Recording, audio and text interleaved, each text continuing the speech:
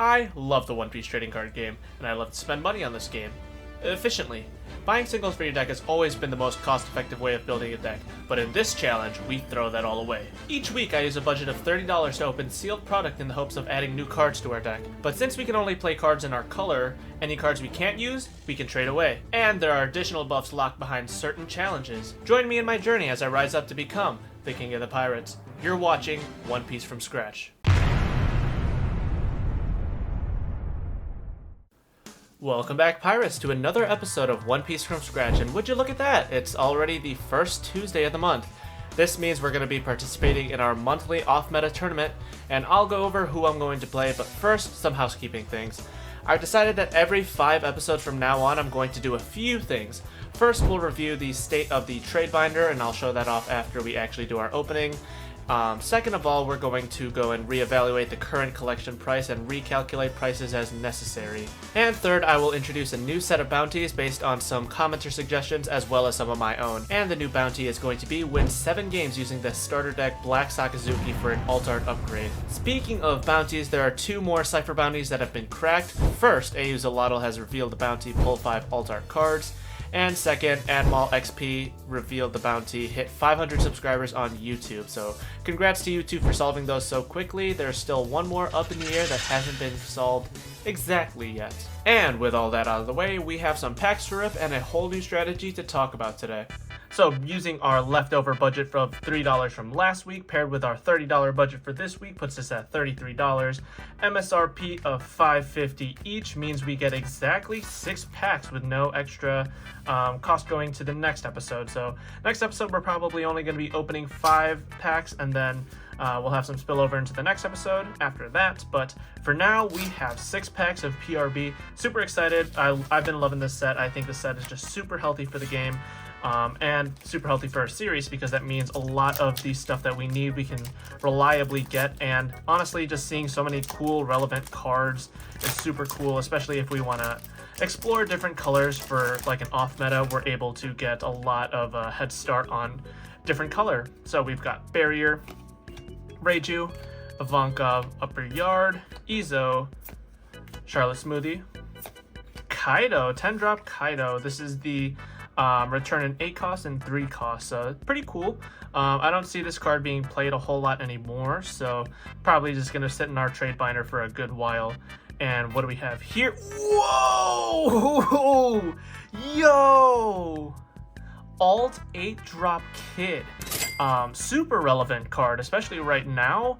And wow, that is beautiful. Can we... Yeah, look at that texturing. That is spectacular. Awesome. Yeah, we could probably trade this off. Is that an understatement? Yeah, I think that's definitely an understatement. We'll definitely be able to trade this off. Hopefully we can trade this into a Brook. I'm not exactly too sure how much this card is right now, but of course the price will be flashed on screen. We do have the Jolly Roger Amano Murakumo sword and the Vivi Dawn. Let's separate it like this, okay? And we've got that over there. You know what, we'll throw this. Yeah, that's fine. Get back into frame. All right, see, this is exactly why I love opening this set. I feel like there's just so much cool stuff that you can open, and a lot of good cards just for a lot of different strategies. I think if you were to just buy a box of this and then maybe like a structure deck, you could probably build some decent stuff from it. We got Helmeppo, Nari Kabura Arrow, Virgo, Raizo, Kobe. Our rare is Shirahoshi, and we have a Mihawk. Very nice, very nice. This is a pretty cool card. Of course, all the prices on the PRB SRs are going down, but this is still super cool. Hopefully, if we do switch to like a blue leader, we could play this, but very nice. And Miss Doublefinger for our Jolly Roger, as well as Izo, and the Odin Dawn. I'm not actually too sure how this is related to Odin, but I'm pretty sure this is the Odin Dawn. Coming into pack number 3, we have got Bedge. Oh, I think I saw the leader in there. Bedge, Barrier, Nico Robin, Murakuma Sword, Sanji, very nice. Actually our second one, so I guess we didn't even need this, but we have Bello Betty And Borsalino, nice. This is our third one, I believe. We traded for one. We pulled one last episode. So this is number 3. We've got Alt Virgo, or not Alt. This is the Jolly Roger Virgo. Unfortunately, we aren't playing Virgo anymore since we got our hands on the T-Bone. We rounded out that playset with our guaranteed rares, but had we still had that in our deck, I think this would have been a really nice, cool addition. That being said, oh, whoa, Rad Beam. I do love the look of this. I am a huge Red fan, so seeing this is honestly super cool. And the Zoro Dawn, definitely going into the Dawn collection and our playable. We are definitely going to play that. I love Zoro. Zoro's my favorite Straw Hats. Favorite character from One Piece, period. Mihawk, Niji, Shockwave, Otama, Erdor, Red Rock, pretty cool. Yamato, another Yamato. Honestly, wait, we have the leader for Blue Yellow Queen, and that isn't banned yet. Honestly, if we do have another off-meta event coming up, that could be pretty cool for that. We have been getting a good amount of blue top end as well. Yamato is honestly a really good card for that. And I think the Boa is in this set. Correct me if I'm wrong. The blocker Boa that draws. So very nice, very nice. And we have the Niji, Jolly Roger, as well as the Luffy promo. This is a super cool card. I remember this was super expensive for a good while, so good on PRB for getting this card in there. Very awesome, and I love the Jolly Roger effect on it. And we have Perona for our Dawn. Very nice. Coming into pack 5. Chopper, Ichiji, Erdor, Makino, another Sanji leader. All right, so this is like 3 of them, I think. And we have Baby 5 for our rare, and the 2-drop Luffy for our SR. We've got Yonji for our Jolly Roger, our first Jolly Roger, and Duval. Does Queen play Duval? I don't know, but if we ever do switch to Queen, probably use that. Ooh, who is this? Oh, Reiju. I was staring at him like, purple glove? Is that Ivankov? No. Is it Robin? No, it's Reiju. There you go. And our last pack of the opening. And we have not a god pack, unfortunately. Kingdom of Germa, Thunderbolt, Brule, One-Legged Toy Soldier, Suru. Our SR is, or no, not SR. This is our rare. Getting a little ahead of myself, but our SR is Sabo. Unfortunate. We did pull this from our first opening of OP05. So yeah, this is gonna be stacking up and just sitting in our trade binder. And Reiju with the final card being Helmeppo. Now this we can throw in for sure into our deck. That's a little bit of a hollow upgrade until we can get like an alt art or an extended art, but Jolly Roger is still a little bit cooler than what we've got going on right now. And our Dawn is the Enel Dawn. I do like that. So I think we are still looking for another hollow Dawn. I think we already pulled the Kaido Dawn, so yeah, 6 cool new Dawn. I think my favorite, of course my favorite, is going to be the Zoro Dawn, but we'll see if the Enel makes it in. I also like the look of that one. All right, let's see what we cook up. Let me sit down first. So before we talk about what we're actually going to be playing, let's look at the binder. The front page are all the alt arts and secret rares, then it's followed up by all of our super rare pulls, then followed up by all the rares, then Dawn, and then stuff for our collection. In terms of valuation, I did add a page to the bounty board document to track all of it, so go check that out if you're curious. But the short of it is that between the trade binder as well as our deck, we are sitting at a total valuation of $325, which is about on par with what we're spending. We've done $30 across 10 episodes, so yeah, we're in the ballpark of 300. It just makes sense. In future iterations of the trade binder, I think I am going to remove a lot of the rares to make space for all of our SRs that we're pulling, especially since an SR is guaranteed in every pack of PRB, so we're probably just going to slim it down to what's actually valuable or meta relevant, but yeah, we definitely need to trim down what is actually in our binder. And coming to the back of the binder, there's our PRB Dawn, as well as some collection stuff that I'm less privy to trade off since it's either the rest of a playset or it's just sentimental. Our beloved ST4 14 Luffy is sitting there next to the GOATs Sanji and Robin. And at the very, very end are all of the leaders that we've pulled so far, regardless if they're actually legal for off-meta or not. So this is our current list that we would have been running had we been playing Smoker. But it is an off-meta episode, so what are we going to do? We're going to be playing Sakazuki. Alright, so this leader is Dog Water. No wonder it's off-meta. I'm just going to flash it on screen, but activate main once per turn, pay 3 Dawn, and trash a card from a hand, so it's already really expensive. And what do you get for all that? You get to KO one of your opponents, 0 cost. So, honestly, the leader is terrible. Why are we playing it then? Because it is black and it says Navy. And I said the exact same thing when we opened the leader, so we're going to try it out. Additionally, we do have a new bounty for winning games with the black Sakazuki from Structure Deck 6. So we're going to try and make some progress on that, but we do have access to Sengoku since he only requires that you play a Navy type leader. We do not have access to Tashigi's -4, but we do have access to it. Activate main, send a 0 cost to trash, which is honestly just leagues better than the leader effect, but that's a different story. In terms of actual changes that we made to the deck, we made literally nothing, but we did get the Jolly Roger rare for the Helmeppo. We could have switched back to King, and honestly I think King would have been really fun, but I think that Sakazuki is going to be pretty strong considering that we do have some of our new Navy stuff. This is just the skeleton of our Smoker leader, so obviously we should have some success, so I'm going to bench King for now. Some other leaders that I did try and build out were the Tony Chopper. I felt like we did have a lot of stuff from our OP08 box, but honestly when I was looking through it, we didn't have enough, especially of the animal stuff.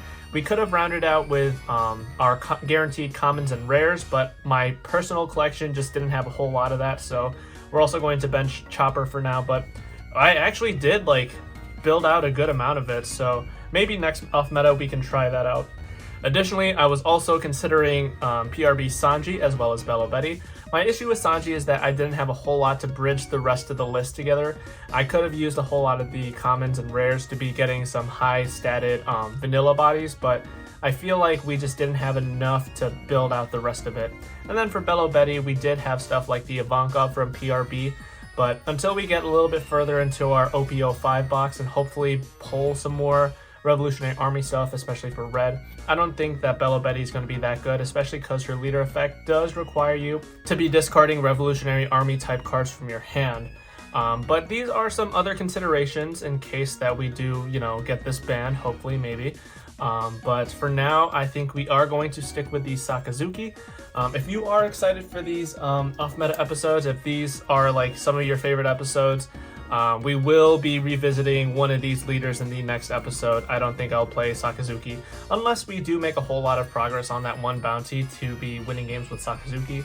But we could always do that on just a normal episode. I feel like this list, just the cards alone are going to be really strong, not the leader itself, but just the synergy between the cards is going to be really good. But anyways, this is what we're going to be playing. This is what we're rocking for tonight. Hopefully we'll find some success. We will not find success from the leader itself, but the cards here. So, coming into game 1, it is versus Purple Black King. We do know what this deck does already since we did play it, but this is going to be a fully built version, which is going to include a whole lot more top end, so the strategy is going to change from how we played it. It's going to be rampant to some bigger bodies like the 9-drop Lin, Jack. We got the 9-drop Kaido as well in there. And you do have one of the big reasons why you would want to pick this leader in the first place. You are a purple leader with access to Onagaishima Island, since you are also Animal Kingdom Pirates. That'll let you rest the stage and add a rested Dawn. And unfortunately for the series, if we do want to pick Black Purple King back up, that's not a card that we'll have access to for at least a while. I don't think it's going to be worth it to buy the Structure Deck 4 since Queen did get reprinted, so the really only value there that we would get is the Onagaishima Island, which I don't think is really worth it. And coming back to the game, we didn't really see a whole lot of good cards in the middle of the game. We saw a whole lot of defense, so you can see here that I'm More going with the strategy of countering out of a whole lot of hits so we have a lot of life going into the late game, but honestly I think it was going to be pretty worth to grab a few of the cards from life. I'm not going to defend the leader and act like it was ever good to begin with, but I feel like the base 50 cards that we do have in the deck should be working a lot better than this, and I think we're just drawing really bad this game. Now that our opponent is maxed out on their Dawn, they're just going to be using that to be putting out a huge body pretty much every turn. And if they don't need the cost reduction from the leader effect, they can just -2 and use the draw 1 effect, so they're always going to be cycling more stuff into their hand. I was hoping that the Sabo that I played on my turn would be helping to fix my hand, but unfortunately I wasn't able to find a whole lot. Really, we're just looking for some power cards, something like a Moria or anything that's high cost, since our opponent can't play a big body that would pop, and then use the leader effect to cost reduce as well. So for example, 9-drop Linlin will send a 6 cost or lower to the top or bottom of my life, and so our opponent can't use the leader effect to -2 Dawn to give -2 cost to something and then play Linlin, because they'll only have 8 Dawn left. And that's the same story for the Rush Kaido that pops a 5 cost, so as long as we find some high cost bodies, I'm feeling a little bit better about our hand and our situation. And we do find the Moria, so we're able to set up a little bit of defense and have some cards in hand to counter, but unfortunately for us, our opponent does have the Ice Age and then combos that with the 9-drop Rush Kaido. And on top of that, he does have the Black Maria to be able to ramp all of his Dawn as rested, so next turn he can play another high cost body. And now he's going to turn all of his cards sideways and then go through my flimsy defense, clearing out all of my life except for that Borsalino that got sent to the top of my life from the 9-drop Linlin. That is a super nasty board that we're staring down right now, and if this Sabo that I play doesn't fix my hand, we're probably just going to lose, and unfortunately it doesn't, so right here I concede the game. GG. Unban the boat. My gosh. Were you playing it? Oh! I got the Dawn.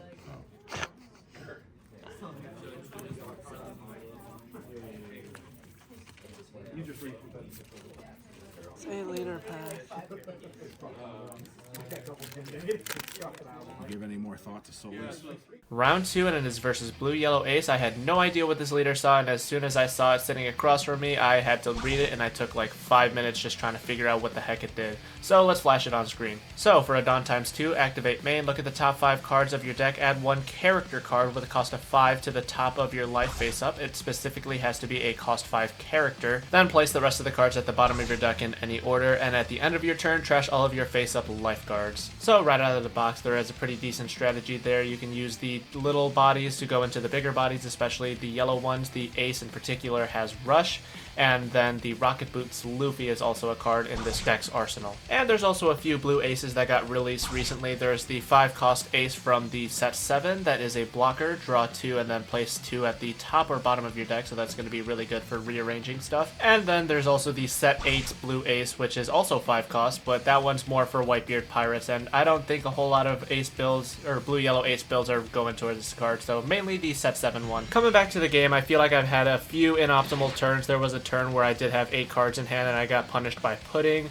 There was also a turn where I used my 8-cost Sabo and I only popped a 5-cost, which felt a little bad, especially since that did cost a card out of hand, but I feel like I am keeping pace well enough to be able to be in a good position for this game. Coming back to my turn, my opponent is going to be at a 7k leader for the turn, since he did use the 2-drop Luffy to get the Rocket Boost Luffy out of life, so that's going to mean that I'm probably going to want to go into board more than into his life, since it's going to take more resources. And we do get the Rush Ace down, and we don't have a whole lot to attack into anymore, so we do swing 9 into his life. I didn't have a whole lot going on in my hand, and right now, after I took that life, I do only have 2 cards in hand, so we're kind of just looking for stuff to play, otherwise we are just going to swing out with our board. And here's that blue ace that I was talking about earlier. This is going to be a really good target off the 2-drop ace to be able to pull off of life, especially since that means you're going to have a good amount of defense from your leader being a 7k from the turn, and as well as having blockers on your field. Again, same story for my turn. I don't have a whole lot going on in my hand, so I am going to commit some bigger swings into his life, since there is not a whole lot I can do otherwise.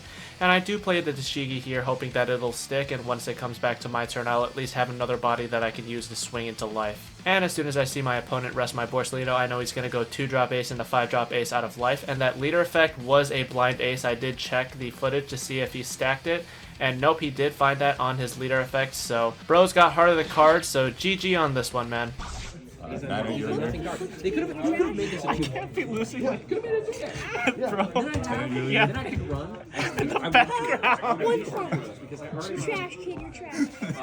I want to run 2. Alright, you're up. That's making it in. And now we're back to our regularly scheduled programming, and we are versus Wapplehouse, and he is piloting the Black-Blue Rebecca. We've seen this deck before on the channel, so I don't think I've got to go in-depth about what this deck does again, so we're just going to hop right into the gameplay commentary. Opening up with double Sengoku is honestly super crazy, because that means I can not only stack my trash for later turns, but it also means I can draw 6 cards. Despite saying that, the best I could discard was 2 Helmeppos and 2 2Ks. I would have liked to keep the 2 2Ks in hand, but I think that still speaks to the fact that I think we might have too many 2Ks in our deck right now. And to start my 6th on turn, I find another Sengoku, discarding another 2K in the T-Bone as well as the Tashigi. And again, since we're not playing specifically the Smoker Leader, our Tashigi doesn't have the effect to give -4, so the best that she can do is be a 5/6 body as well as a trash a 0 cost, which isn't as good, but it's still a tool in our arsenal. So for future iterations of this deck, I'm definitely going to have to replace that card. I didn't have a whole lot of time to think about what I was going to play for this event, so I was kind of just like, alright, let's just throw the Sakazuki Leader right on top of the Smoker deck. And on my opponent's turn, I did block the Sabo swing into my Kobe with Rebecca because I knew I was going to play the Moria, and I needed the Rebecca in trash. I do grab Helmeppo here as my 2 or lower because I didn't have a whole lot of other good targets in trash, so I could have pulled a Sengoku, but I didn't have a whole lot of Navy cards in hand, so that wasn't really an option there. But it ended up just being some fodder to be swung into by the Rebecca, so it's whatever. My opponent is going to clear my board by swinging their board into mine and then using that red rock to get rid of my Moria, so now my board is looking super barren. That's alright, we don't really care because when you're playing black, you have a whole lot of shenanigans, and shenanigans' actual name is Gecko Moria. And now, since we have a Kobe in trash, I am able to Rebecca Helmeppo, Rebecca grab back the Kobe, and then Kobe pop up to a 5 cost, so that was his Sabo. And our opponent is going to respond with a Gecko Moria of his own, pulling back double Rebecca.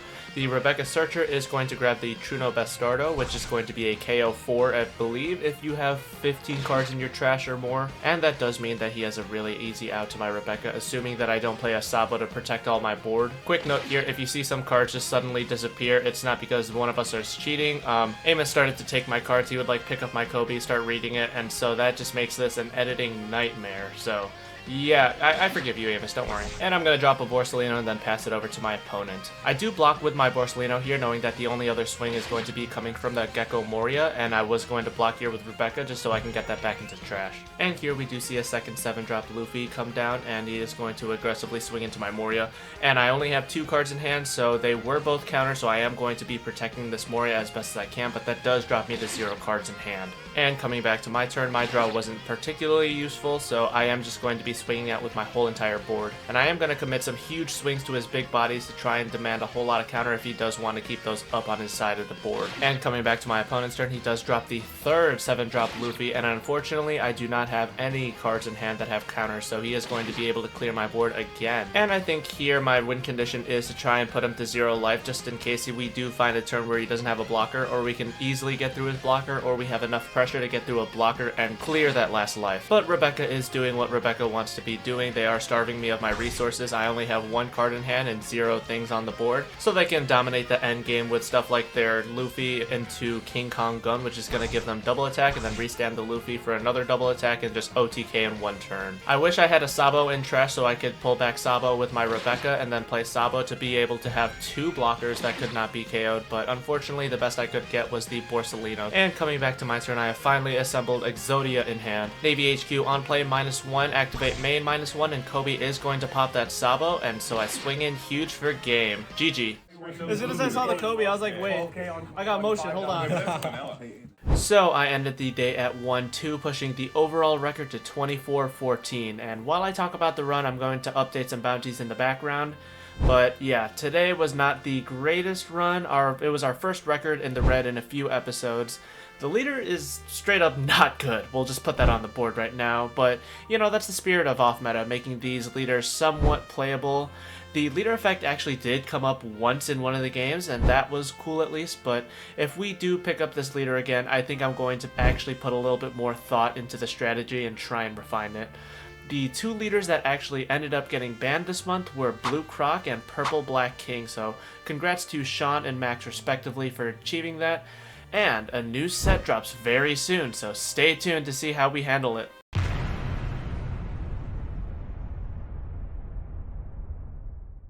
Thank you so much for watching. If you like the content, drop a like and sub to the channel. The more subscribers we get, the closer we inch to the big sub bounty. And speaking of bounties, don't forget to leave a comment suggesting your new bounty. New waves of bounties drop every 5 episodes. And while you're down there, let me know your thoughts on today's episode. Until next time, drink your water, pass out love, hugs, kisses. Mwah.